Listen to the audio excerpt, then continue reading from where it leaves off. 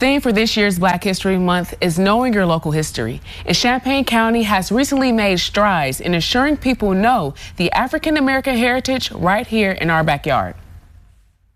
It's important for us to stress that there is no African American history in the sense that it's separate from American history. We are African Americans in history. Miriam Al-Rahim has been living in Champaign County for the past 40 years. She believes that Black history in the area is continuing to fade. African Americans were here very early on. They were here prior to Champaign becoming incorporated as a city or town. Angela Rivers is the co-chair to the Champaign County African American Trail. The Borderless Museum was introduced in 2021. I think it's important because you get to a point where you become invisible, to the larger society. But Rivers has been focused on the history of the area for much longer than that. We were told stories. We always knew about our history here.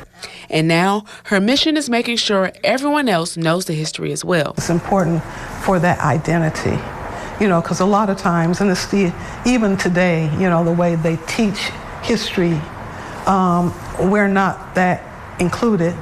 Many African Americans who moved to Champaign County around the time of the Civil War were farmers, most near Broadlands, Homer, and Sidney.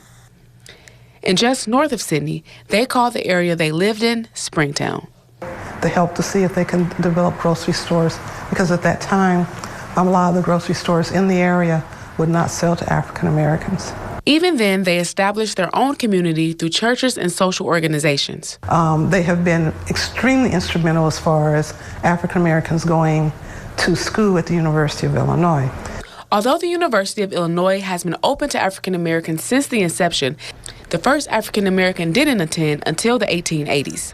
They were not allowed to live on campus or shop in campus town.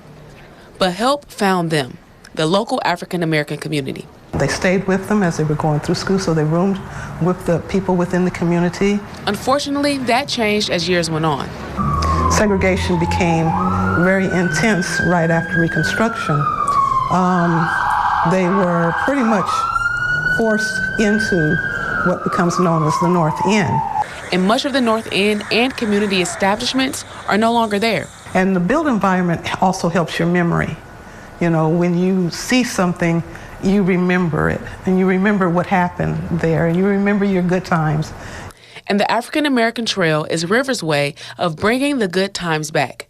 The physical trail highlights areas within the county that hold cultural significance, and the website is the blueprint to the rest.